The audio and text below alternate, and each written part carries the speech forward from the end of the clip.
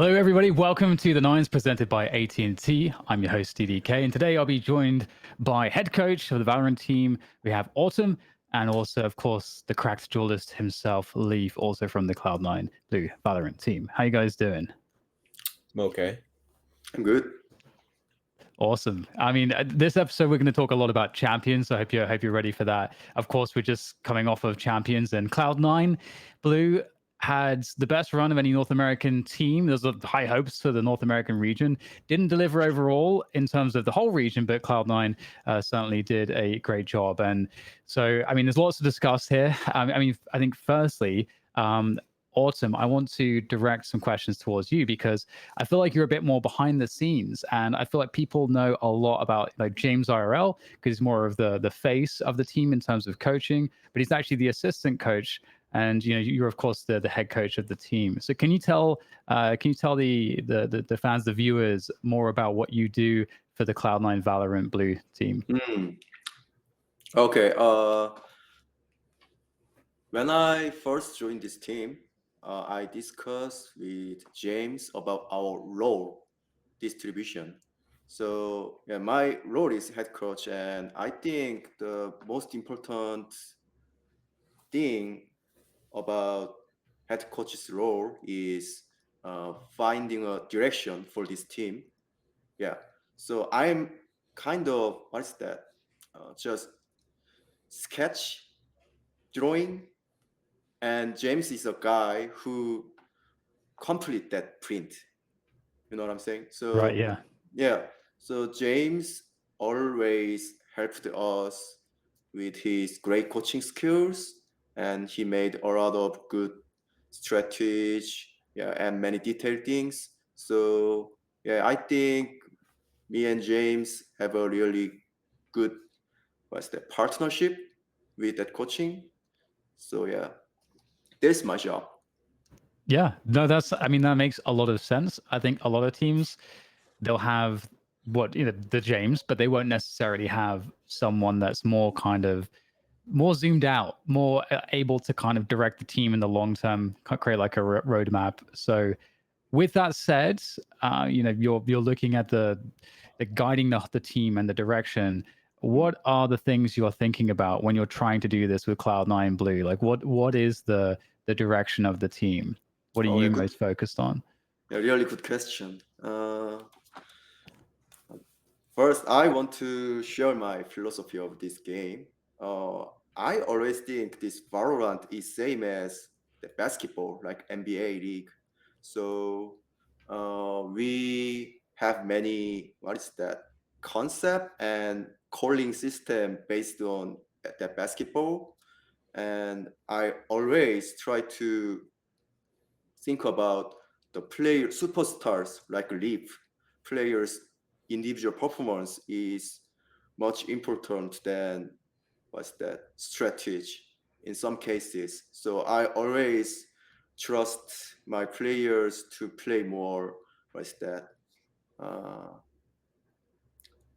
aggressive or play with confidence. Yeah, so I share this philosophy of about all our players and our coaching steps, and yeah, I think that's the main concept, main color of this team. Yeah. No, that sounds pretty great to me. And Leaf, you had some great moments at the tournament. A lot of pretty ridiculous things that we saw. But before we go into some of the detailed points on the matches that were played, this was your first international LAN. Is that correct? Yeah, we qualified for 2 in CS, but with COVID and Yeah. no org support, we weren't able to go to them. But yeah, this was the first I was actually able to go to. So I think overall, for a first international LAN, you had a pretty awesome performance individually. How was that experience for you? Because I mean, it's not just an international LAN, but like you said, COVID obviously it created a lot of problems. I think a lot of players, a lot of more experienced players as well, struggled under the conditions. So how was that whole experience for you? Um, it was kind of weird with like practice rooms, and we were under quarantine for a week when we got there. That was kind of like uncomfortable, but like once we actually got to scrim and like play the matches, it felt pretty like regular. The first match I was a little like shaky, which is like I feel like kind of to be expected, but after like we went through lower bracket, I was more like comfortable playing on the setup and like stuff like that. So overall, it was pretty fun. Again, that's stage as well. Is it also the first time being on a stage like that for you? Yeah, LCQ would have been like the first time, but like obviously it went online and Yeah. stuff, but we did get to see it, so at least there's that. Nice, and it's again, it looks pretty comfortable. How are you spending the time with the quarantine and so on? Because obviously you're not just sat there just grinding constantly and practicing. I mean, maybe you are. I mean, you can tell me. But how are you spending the time, kind of keeping your mental in a good place? And were you able to do that effectively? Um, I mean, after we practiced, like, because once we got the prac rooms, we obviously scrimmed a lot. I don't know, I would just chill, like watch YouTube videos and play other games too. So like I would just make sure that I wouldn't get burnt out and like too stressed out because like you kind of have to treat it just like another tournament in my eyes.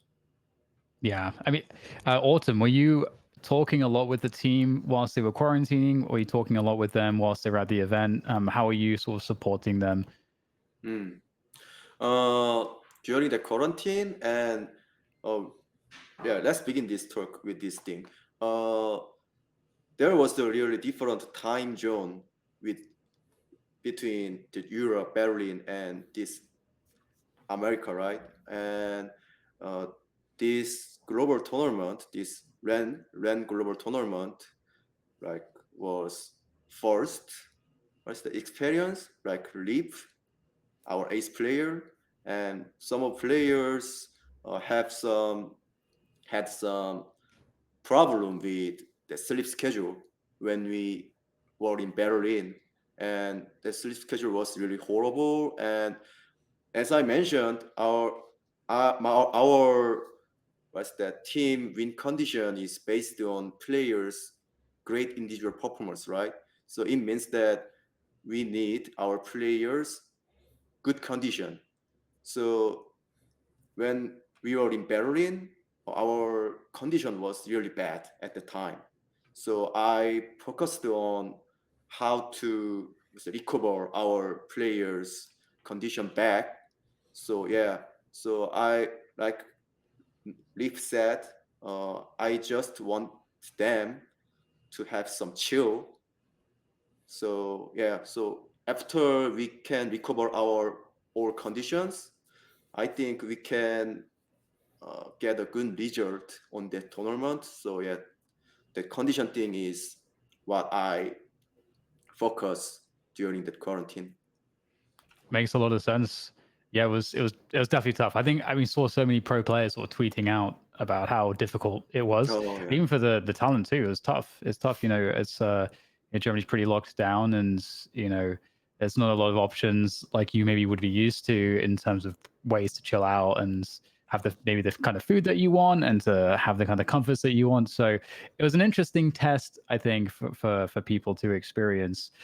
In terms of preparation for champions, of course, the LCQ victory was fantastic, and team was looking really strong. I actually was, quite bullish on Cloud9 winning champions, which to a lot of people was a bold prediction. But I felt like, it's a very you guys are a very versatile team, and that's one of the things I think is very helpful when you're playing a tournament like champions against a big international field of competitors. But going, from LCQ and that success into champions, what was the focus for you guys in terms of the preparation? What did you need to do? Mm. Um, I think it's just playing our own game and getting comfortable to like the situation that we're in. I think our first match was kind of unlucky against Fnatic. Like, it was 13-11, 13-11, 13-11, I'm pretty sure. And it's like first match on stage and I'm not playing so well. And it's like it's that close is kind of like insane. And also like Fanatics definitely watched all of our VODs. Like there's no way they didn't watch all of our LCQ matches. And like we have nothing. We have like a two matches from like a Red Bull tournament that we have to go off of, and I don't even think that was like 2 or like 2.5 months ago from when champs actually was starting. So it's like we have no clue what they're gonna do and stuff like that. But like the rest of the teams in our group, we kind of like full sense. We knew they just had like decent mechanical players, so it's not like that. Like we can probably beat them just by being a better team. And then Vision Strikers, we like obviously have Sunny and Autumn who have experience playing against them in C9 Korea. So it's like we kind of knew what their style was and the style of their players, so it wasn't that like hard to prepare. That makes sense. Yeah, I mean, it's Full Sense was a scary one. It looked like actually, because I think before you played Full Sense, they played Vision Strikers, and Vision Strikers stomped them 13-5 and 13-5. And then, of course, it was a little bit difficult. It looked like I spoke very briefly to Vanity, and he said that against Full Sense, it felt like you guys made mistakes. He didn't tell me exactly what the mistakes were, but he said the team was confident even though you're making mistakes. So, what was the biggest lesson? Now that you brought up Full Sense, what was the biggest lesson from that series? Not overthinking. Like we're probably better mechanically than most of like the teams in that tournament and like fundamentally. So it's like as long as we don't like think too hard about the game, we should be fine just, shooting them, which ended up working obviously against Full Sense. It was a little close, and then obviously we beat Vision Strikers, and people will say that that game is close, but I feel like except for on Split, like the two maps that we won, we were pretty much like in the driver's seat like the whole entire time. Like that Breeze, I think we were up like 11-6 or 11-7 or something, and they like won like an exec round in like a 1v2 or something, and that's how they like started their comeback. But it always felt like we were comfortable like towards the lower bracket. Yeah, I mean it is quite.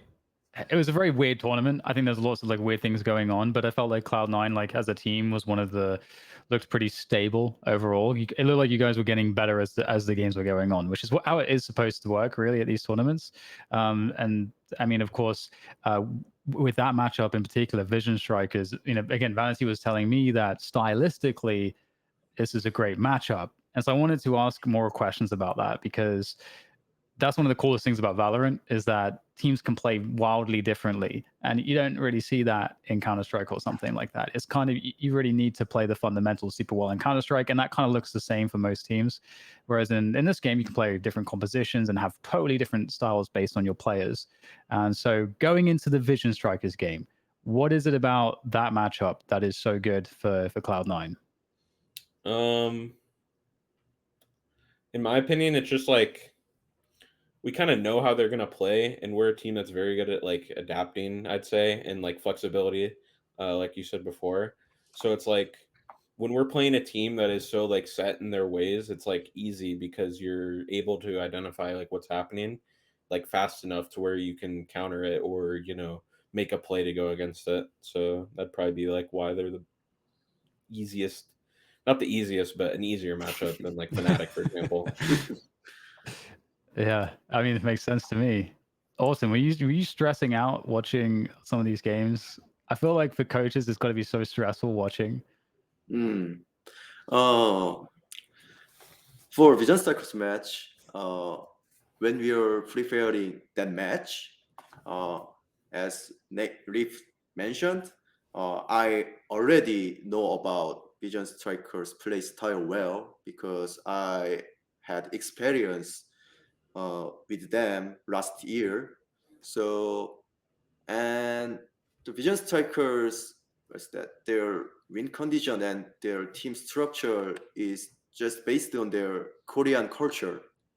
So I explain their style and their culture for our players when we are preparing the match, and based on that concept, the win condition and structure, we watch their games demos, and we can figure out their play style well.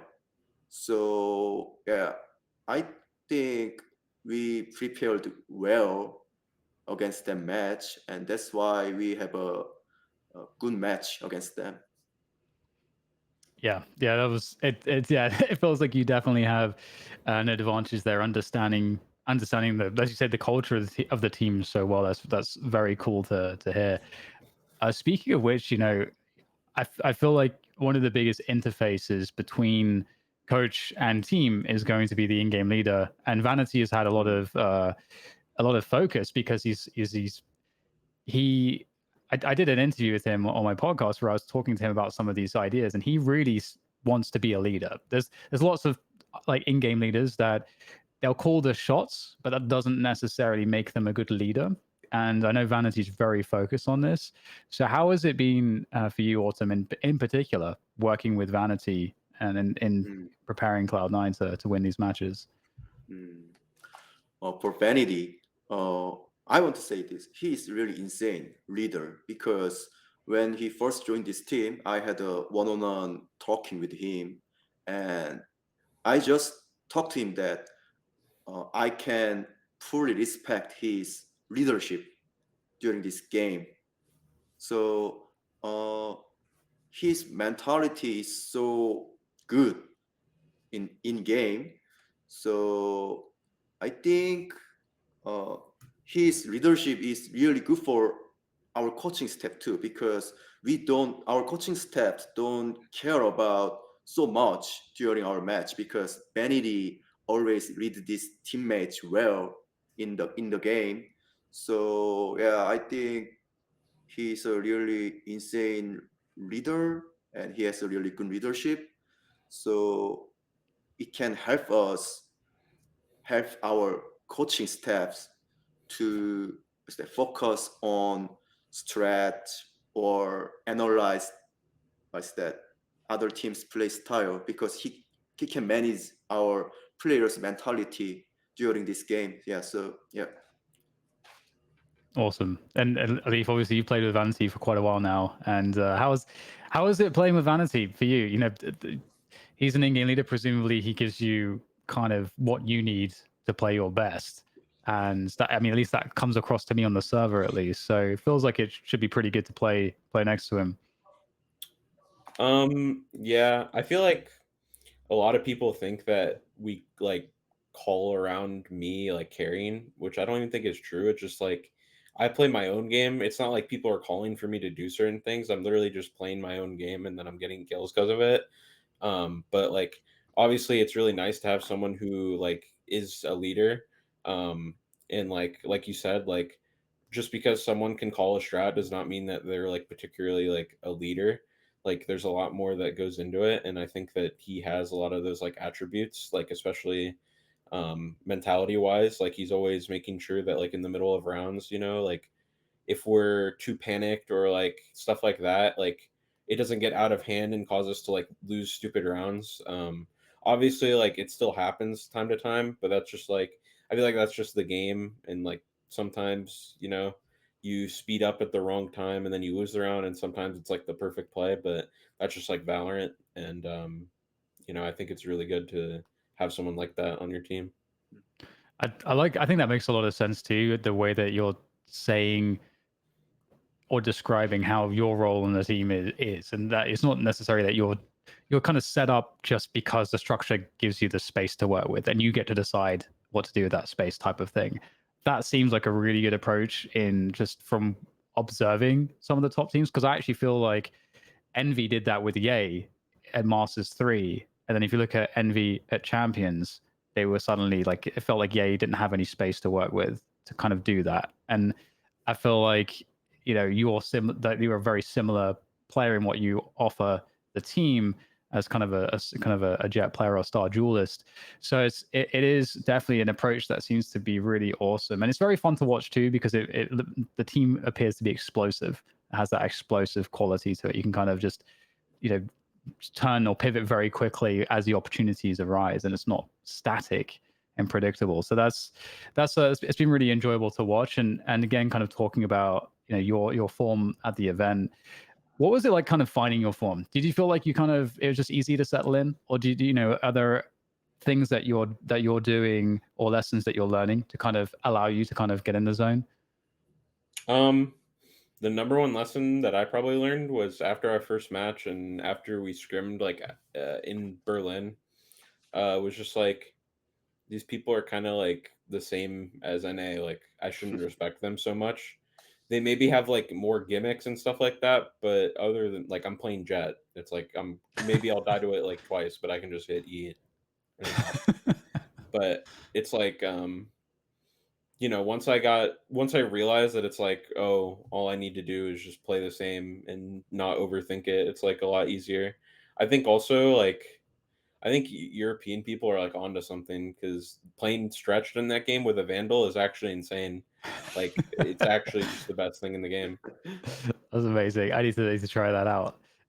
It is interesting. That's a really good point that you just made. Like the fact that giving respect to the other regions, and we didn't know what to even expect. I think from some of the regions. I mean, if we look at Crew, you know, they just got better and better every event. They've kept the same players more or less, except one and blanking on his name is it's not Delzik. Oh my god, my brain is failing me. But Nagbet and Kesnet. yes, there you go. Yeah, so they've managed to just be consistently improving, and they are quietly getting a lot better. So people didn't expect that. And was it weird playing the other regions, or does it really feel the same ultimately? Because obviously some teams do play the game quite differently than typical NA metas and so on.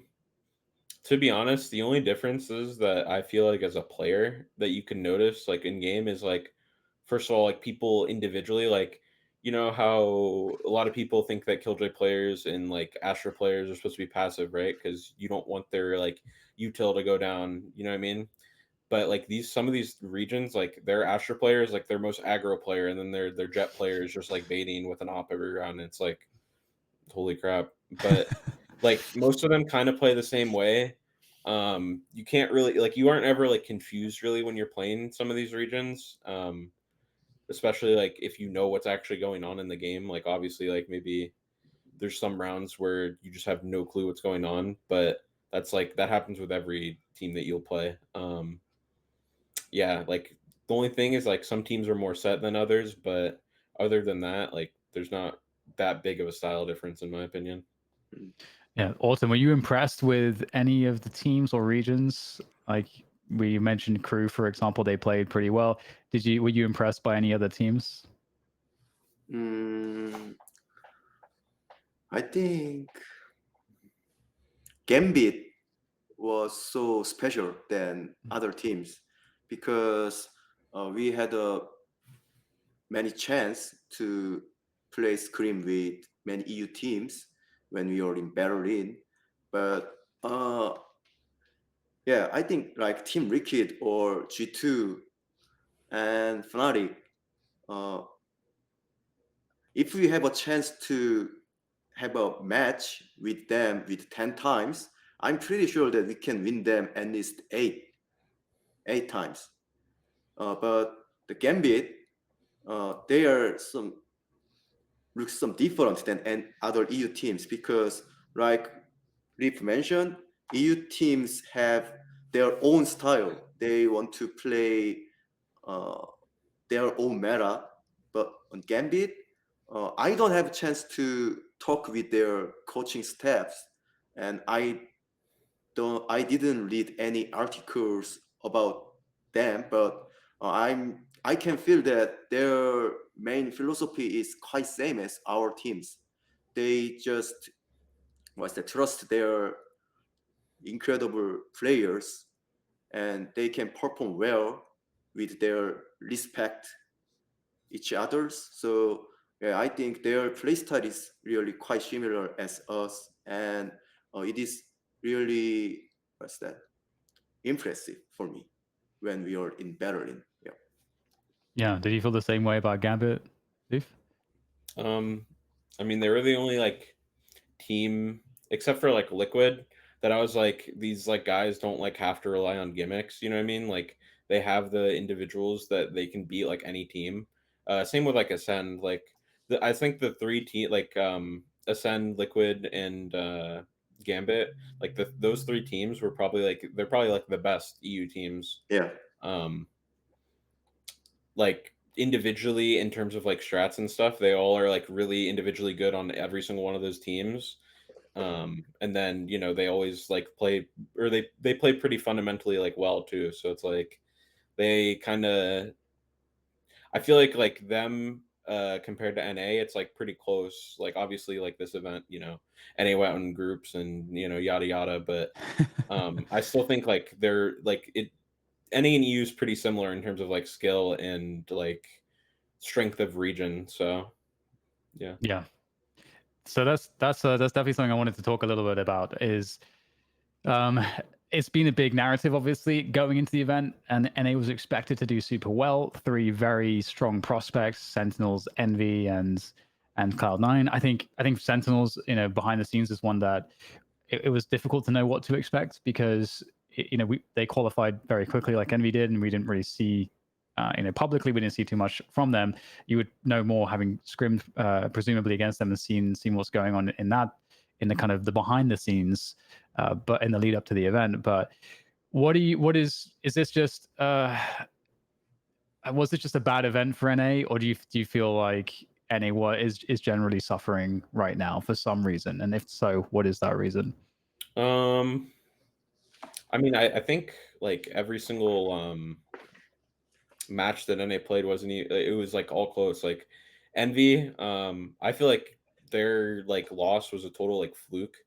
Not to like discredit X10. I think X10 played really well, but like the other day had Victor with COVID, who was like, I'm sure people have seen like the Ye clip where he's saying that like he played in like a freezing cold room and he's like sick already. So it's like it's a terrible like circumstance to be playing under, and like for some reason now people are overreacting and saying that he should be cut and yada yada, which is like stupid to me. Like he had one bad event and he's like a pretty like integral piece of like Envy.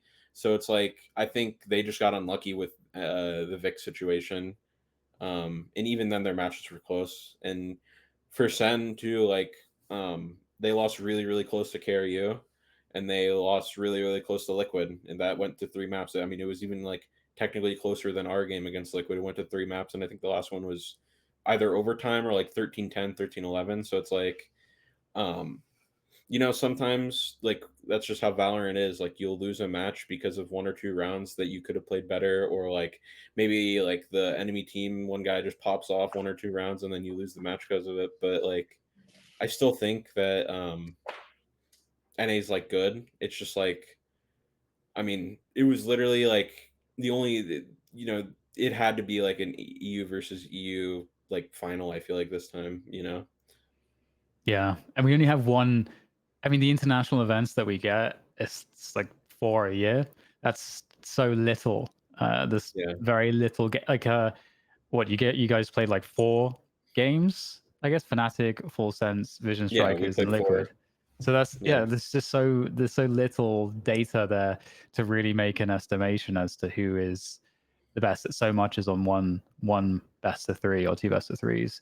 So it is pretty crazy. I know, of course, the whole narrative. Obviously, Vanity was talking about Sentinels not practicing enough, and that made a lot of people mad. Uh, in terms of scrimming and so on, actually, who are the better teams to scrim against? Because I definitely from being a player myself, like there's just some teams that are just not taking it seriously, and then there's teams that take it seriously, and it can be difficult sometimes to get the right kind of practice. Is that an issue in NA, or do you feel like you have a good pool of teams to consistently get good practice with? Um, I don't know. I don't think there is like a lot of insanely good teams. Like the tier one, or like tier one, tier two in my eyes, like some of those teams, like there's like Envy that's worth scrimming. I can't even think of like other teams. Rise, obviously, Yeah. 100 Thieves. Like most of the teams that were in LCQ are worth scrimming. But like other than that, like the teams that we're rebuilding, it's kind of the same in EU too. But like teams that are rebuilding are just so like weird to scrim. Like in this period of time, like everybody's rebuilding. Like I think LG is, like Ambox, Knights, FaZe, T1, etc., etc. Obviously, like we haven't scrimmed T1 or like new FaZe and stuff because we're now on break, and we were at champs when they cut their rosters and stuff like that. But usually, like in general, it's just weird to play rebuilding teams because you never like know like it just feels like you're playing like a pug like sometimes depending on the team.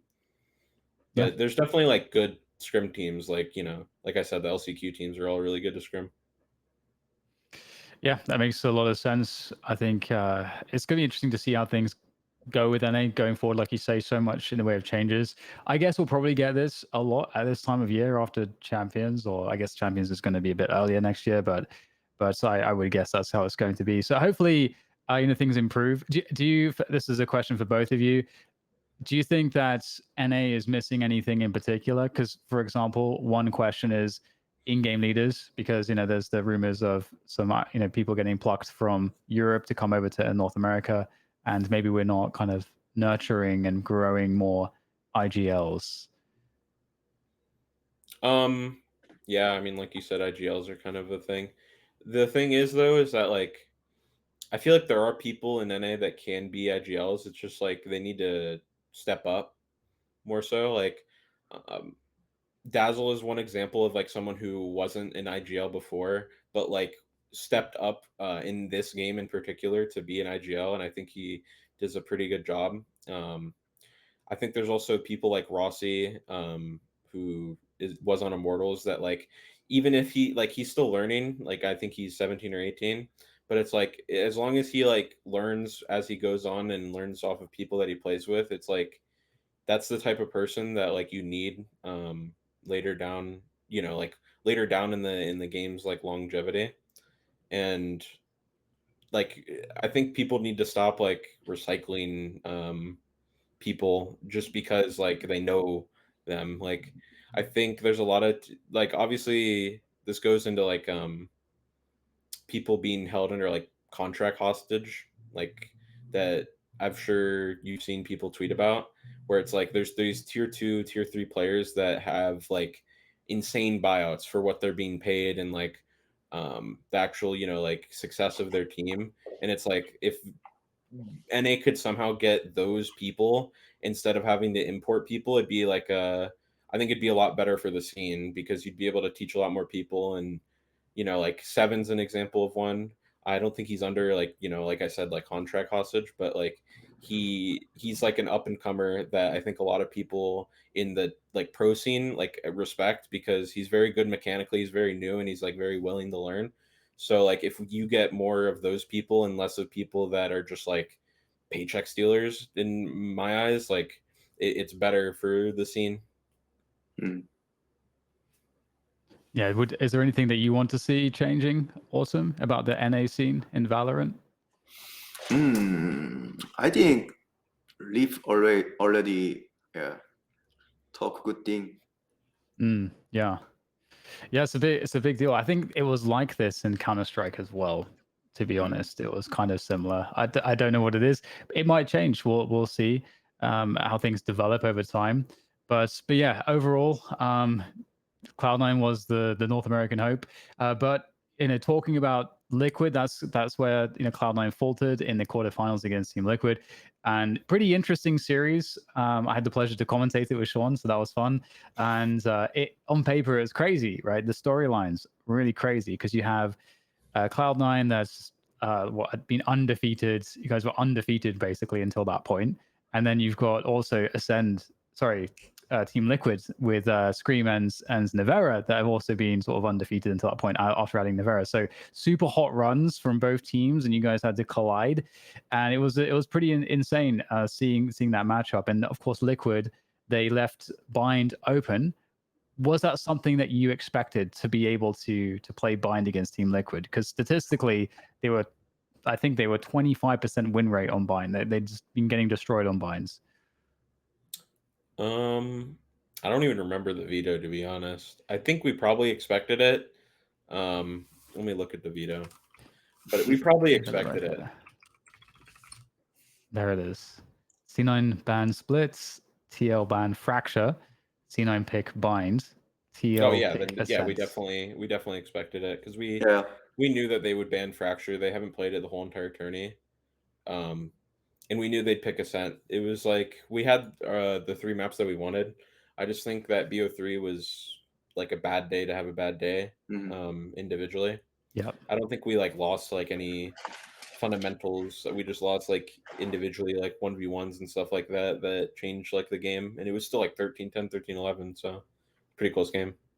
Yeah. Yeah, it was interesting to watch actually, because also it appeared to me, because when I was doing prep for the match, Ascent in particular, that there were these setups that Liquid had been running pretty consistently, and I was talking with Mike about it, like, and they had never really been like these. It was these cat setups. They had these bait setups around cat on Ascent, and they've been running this for quite a while, and no one ever punishes them for doing it. It seemed like this huge glaring hole in the game waiting to be exploited. But in the match that they played against you, they didn't run these setups at all. It looked like they had changed a lot actually about how they approached playing Cloud9. Did you feel that in terms of your preparation for for Team Liquid? How did that feel for you? Mm, I think this is just a reason why we lost them is you can see that Reina comp, right? They like that composition, and Yeah. their win condition is based on their composition. They are just trust their Reina player Scream, right? And I think we can read them easily during the match and screams, but uh, on our scream and other matches during the tournament that Wicked had, scream wasn't good as they expect for him. Mm. But on that match, on that day, Scream was really good. So their win condition was walked. But for sure, Leaf's condition was way better than him. Yeah, but our win condition is we are not just a one man team. Nathan always our ace, but some of the other guys always help him as a second or third options. But on that day, we don't have uh, any assistance for Nathan. He was just lonely wolf on that game. Yeah, so I think that's the main reason why we lost. But it doesn't mean that we are bad or we have a problem because, as I mentioned, if we have a chance to have match with them for 10 times matches, I'm guaranteed that we can win them 8 times, at least 8 times, because this is just kind of basketball, like some Stephen Curry or Kevin Durant missed their many shots. I think this is the same day. Yeah. Yeah. No, I mean, I would love to see you guys playing them 10 times in a row. I would love to see that. Hopefully one day we'll see that. That'd be fun. Um, so did you, in terms of that series, because we'll take a look at Ascent in a second, we'll just do a little, I'll just pluck a few rounds just for us to look at for fun. But in terms of that series, did anything stand out to you in terms of Bind or Ascent that you're like, oh, we have to fix this, or this was an important moment, when you think about that matchup? Because I'm sure you must have strong emotions about that match, because that was, of course, like, I mean, I feel like if you win that game, that matchup against Ascend, I actually I personally was favoring you guys to be winning that. Liquid really struggles with their mental in that semi, and I don't think that would have happened for you guys. But ignoring that semi-final for a moment, what about this series stood out to you, Bind and Ascent? Um, I don't know. Not a lot, to be honest. I think we played pretty decent, like fundamentally. I think we lost a lot of, unlucky rounds and rounds that, like, if we played them again or played any match in general, like again, that it wouldn't happen. But it's like we're still like pretty new as a team. We haven't played like the best competition. And obviously, like, going back like to what I said way earlier, but like it's our first tournament or like first LAN tournament together. So it's like um there's gonna be dumb throws, there's gonna be dumb rounds and stuff like that. So it's like it's just bound to happen. And you just learn like in the game and down the road, and like you'll be better as a result. All right. Well, I have a few rounds I've picked out. And if there's anything that either of you want to look at in this what, just talk about, just let me know. But we'll go through through a few things. And the first round I have here is round 12. So it's the last round of the first half, and I think you guys should be able to see this. Right, so this is going to be a VOD review segment, and yeah, this is the second map of the quarterfinals that Cloud9 played against Team Liquid, and I think, like you said, Autumn, just looking at the compositions, there was a lot of emphasis on Scream and Yampy. I like that was the win condition. I completely agree. But going into this round, I'll just play this here for us. We have a situation where we have an anti-eco, and you guys are looking to barrel into the A site, or rather, sorry, you're deflecting, the eco, the crap buy that we've got from Liquids as they barrel into the A site. So you kind of know it's coming, but this was one of those rounds where you were unable to kind of convert this one. So I was running to hear if there's a take that you have on this as to why this went wrong for you. Because this is definitely around that you're going to feel like you should be able to convert these ones.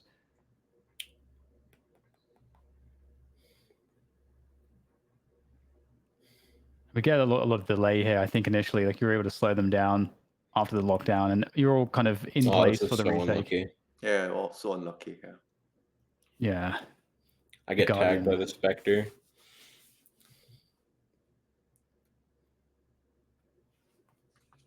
So now everyone's retaking here from Rafters. Now, is there a reason to decide to all go from Rafters, or is it just because everybody is in place there and you don't know about Cat and Tree? I don't know off the top of my head, to be honest. I mean, I'm not obviously like, we don't have the comms, but yeah, I'd imagine it's probably just because we're all four there, and you just want to retake fast. Like, their Killjoy ult's not that good. I think if I get out here, it's a lot easier because I still have, smoke and stuff like that. But yeah, I don't know. It's probably just because we're all kind of close and we know where they will be. They won't be pushed dirt, and the Killjoy's there, so there's probably no lurk. Cat. So just fight out heaven with better guns is what I'd assume.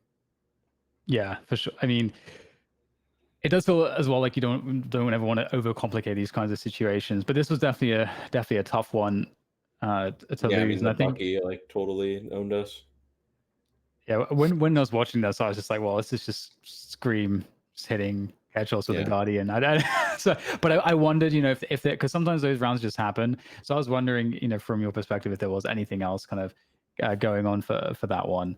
But yeah, so it's just one of those spots with anti-ecos. Usually we talk about like having protocols and so on and so forth. And obviously you knew that they had the lockdown in place. So it was a situation whereby we understand that that's coming through.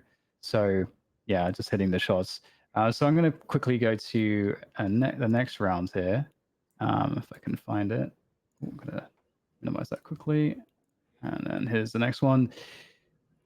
So in this round, this is a really interesting round because I feel like Cloud9, you guys do an incredibly good job here in, like, obviously you're defaulting.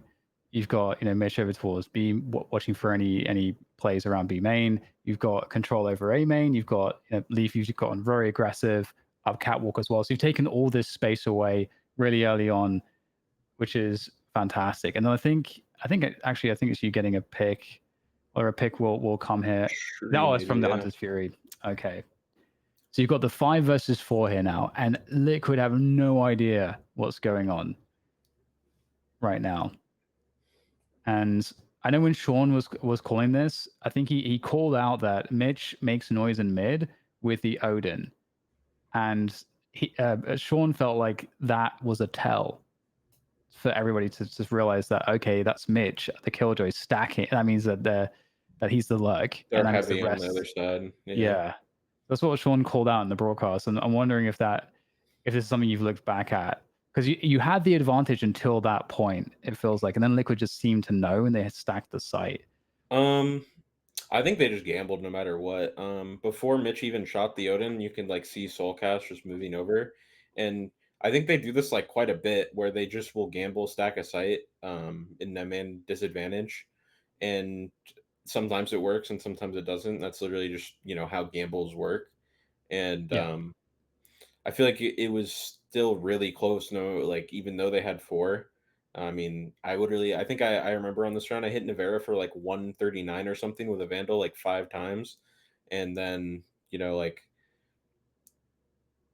we just thought that he'd be playing back because he has Killjoy ult, but instead they're all playing on the site and gave up fully B, which is, interesting, but it worked. So Yeah, I felt like there's a lot of painful moments, just situations that were like gambles that went Liquid's way quite a few times. There was one notable one as well. I can't remember specifically which round it was, but it was when you had an opening kill, I think, on the attacking side, and you decided to kind of mid-round go for a contact into B, and Soulcast was sitting in logs and just gets a double. And because I think normally if you're not trying to just not make any noise, like again, this is something that Sean mentioned on the broadcast. Normally, like you would be dashing forward, which would make it very hard for Soulcast. And it's just like one of those spots where he was in the perfect position for that particular moment. But going to the next one here. Right. This is a really interesting series. Now this is the final round where you have the Cosmic Divide and the lockdown, and it's the same for Team Liquid as well. And now I've seen this Cosmic Divide used quite a bit on these executes, which is quite a fun one.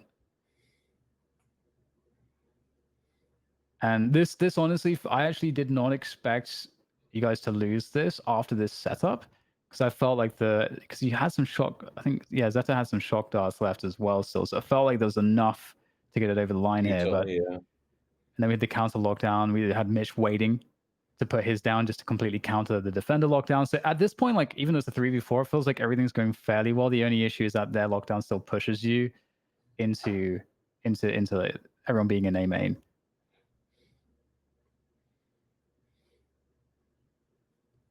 I feel like the biggest thing is that this guy got the halfway, and like we didn't even realize like he took like 2 ticks from the KO nade, and then just stuck it halfway and then dashed. I feel like if I don't know, I feel like if he didn't stick it halfway, they probably lose. So I think that was really good by Yampy, and Yeah. I also can't believe that this guy like he ran through the wall, the Cosmic Divide, Yes. to kill Vanity, and that's like just insane. Like if there's one more person there, it's like he goes 1-for-1, it's a 3v3, and we have like Sova Killjoy KO up, and it's like Jesus, like that's so good for us, you know what I mean? Like Yeah. there's no way they can win that run. So it's like a really big like ballsy play, and it just paid out, and they win the game because of it. Yeah, yeah. I think it sounds totally right to me. I mean, it's crazy too, because obviously they're committing so much here that like 2 of them get detains because of how heavy they commit into it. So the team play there from them was definitely great. But when I was watching how it was all set up, I felt really good for you guys, and it yeah. So it's just a level, I guess. I felt like this series was super winnable for both of you, and like you're saying, Autumn, I think it's fair to say that this could have gone either way. Yeah, man, that's going to leave you guys really hungry for the next tournaments. There's going to be a little while. Okay. Well, with the VOD review done, we can move things forward here. We'll be doing Twitch questions as we normally do for the last 10 minutes or so. So for all of you guys in chat, if you have anything you want to ask either Autumn or Mr. Leaf here, please send your questions, and we'll answer them. We'll get them answered. If you do hashtag Puma as well, that will make sure that we see the question and definitely get it answered. But I'll send you guys one more question. Speaking of plans after the champions, you make you get to the quarterfinals. and that's where things end. What is next right now? Are we talking about like vacations? What's the plan for Cloud9 Blue? We have a vacation, and we already know about our weaknesses and our good points. So our next step is maintain our strengths and what's that? Find the solution to change or what's that? Our problem.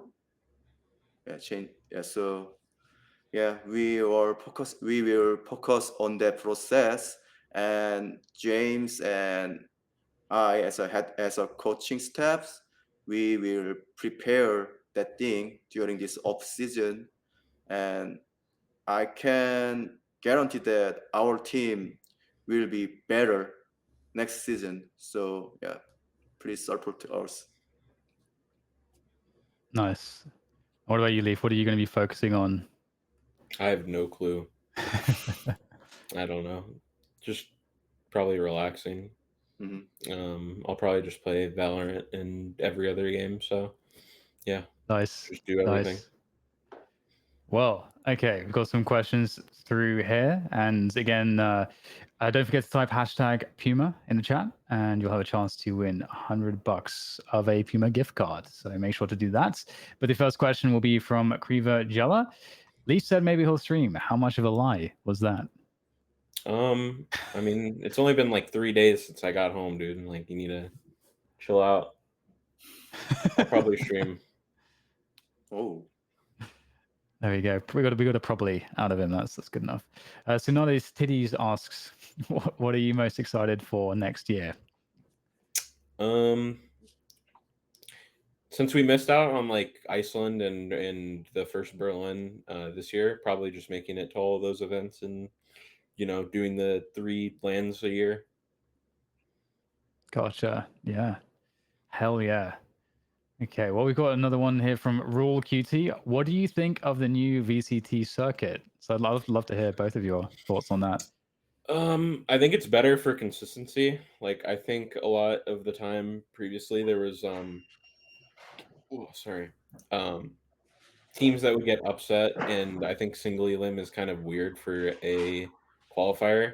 So I'm glad that it's more of like a round robin, like it's weird that it's 7 weeks, but I'm glad that it'll hopefully make it so that the best of the best make it to the, like, I don't even know what it's called, like what was challengers playoffs or whatever, like the tourney to qualify for the LAN. So yeah. Yeah, do you like it as well, Autumn, the new system? nope. Oh, you don't like it? Yeah. Why not? So this year we have 3 VCT, but I find that next year we only have 2 VCT, right? So I don't know any idea about this thing. Yeah. Yeah, I have a feeling as well there's going to be space made maybe for other tournaments or something. It kind of feels like that, and they have that other circuit that they want to do maybe at the end of the year. So yeah, it's going to be interesting because I think everybody wants more matches or more opportunities to play the bigger tournaments. So right, the next question is from JXYK. Do you miss playing Rays? Not really. I mean, Jet is like Jet and Raze are like the 2 like true like entry agents, and I think both of them are fun.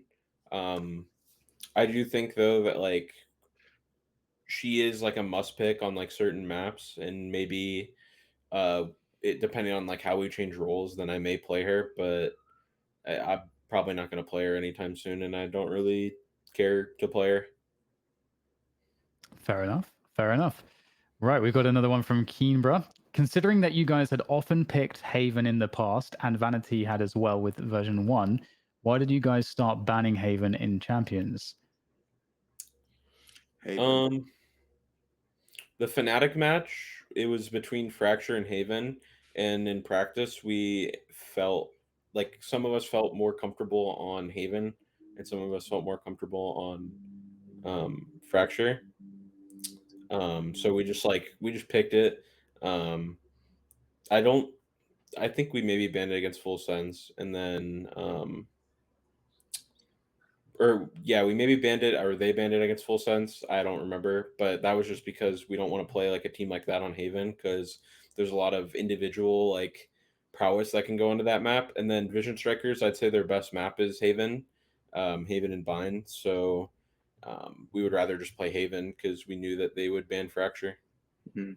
And uh, against the Asian team, they choose Breach on Haven. So we don't have many experience in NA with against Breach. So we discuss about that, and we think that banning that map would be better for us because we have what's that huge confidence to other maps. Yeah, so that's why. And on Fnatic match, to be honest, we think that we can beat them on every map. So for the future, if we can, what's that, show our fracture to other guys, other teams, it can be advantage for our map bureau for our future. So that's why we choose the map and ban Haven.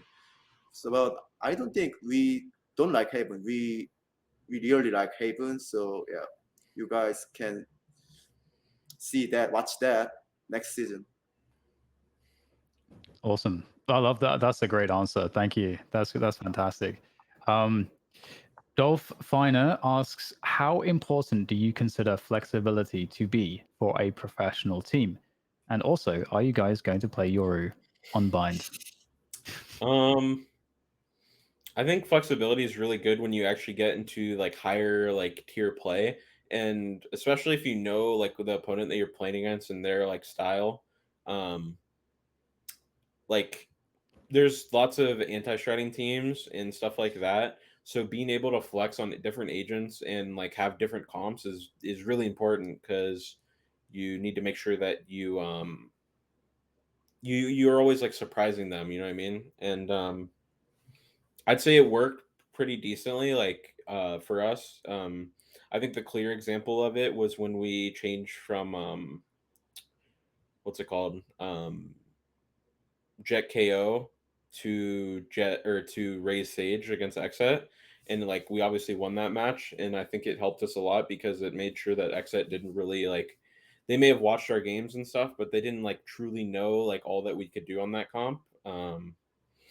And for the Yoru question, I don't know, maybe. It really depends on like how good he really is, but for right now, it's kind of harder to justify wanting to play him when you're playing against really good teams because there's only so many things you can really do with him, and it's like you get more consistent value over other agents compared to him. Mm. Yeah, I'm curious about some of the changes that they haven't even announced yet because it sounds like they're going very, very All overboard. out. Yeah, it's going to be interesting to see how it works. But okay, another question here that is for Autumn from Hootie. How much of a help was it having James to help with the mental side of coaching the team? Oh, can you ask again, please? Yeah, yeah. Hootie asks, how much of a help was it to have James helping Mm. with the mental side of coaching the Mm. team? James is really important for our team because he's also good at his what's that strategy, and his knowledge of this game is really helpful. But also, he is really fun guy, so he can be a really good friend for our players, and it make our teams what's that atmosphere is looks so good, and our synergy is always good because right, so James always helped us for having that good what's that mood between us. Yeah, so yeah, yes, my answer is yes. James is Awesome. really helpful. Yeah. All right. Well, it's time to squeeze in just one more question before we close things up here. Okay, so we have a question from Boosted021. Do you like the idea of having an open circuit after Champions next year? I have no clue what that means, so I don't know. I saw that like after champs, there's some sort of like tier 2 or something like that, like supposed to be like tier 2 tournament or something for the teams that didn't make it to champs or something like that. But I don't know what else there is. Yeah, it's interesting. It's so hard to say. But I did hear that, and hopefully this is correct, that with the new VCT system, that they came to that system by taking a lot of input from teams, Yeah. which is really cool because, I mean, in the old world of Counter-Strike, we're not so used to having, being listened to by Valve. They just don't seem to care too much about that. So it's cool to see that is happening and that communication is kind of open with Riot and the teams, because that is obviously super important. Well, it looks like we have a little bit of extra time here, so I'm going to ask another question. Delusional Mitch fan asks, "What are your thoughts on Mitch?" He's a Chad. He takes really great selfies in bathrobes, and he's pretty good at Killjoy and opping. Nice. Yeah. Well, I'm glad we squeezed that last question in. That's the thing that was worth it. All right. So, as we are closing things up here, Leaf, you said that you possibly will be streaming. What are you planning to do? You're going to be thinking of doing that? Just like, will you be tweeting about it? Where can people find out more about what you'll be doing and where they can kind of follow you and your content? Probably on my Twitter. I won't tweet anything if I'm not streaming. So, like it. Yeah, so you're either going to get teased or I'll actually do it. So Fair enough. And Autumn, do you use social media a lot? Should people be following you? I don't like to use social media a lot because I don't like it, but I want to communicate more with the fans. So yeah, I will try, it more. Nice. That's awesome. Well, I look forward to that, because that'd be great to hear from you some more. I think it's been really fun hearing your insights today. So thank you for sharing, and Leaf as well. Thank you for coming on the show. This has been the Nines by AT&T, and I'm DDK, of course. And that's everything from all of us. So thank you very much, and we'll catch you all on the next one. Cheers. peace.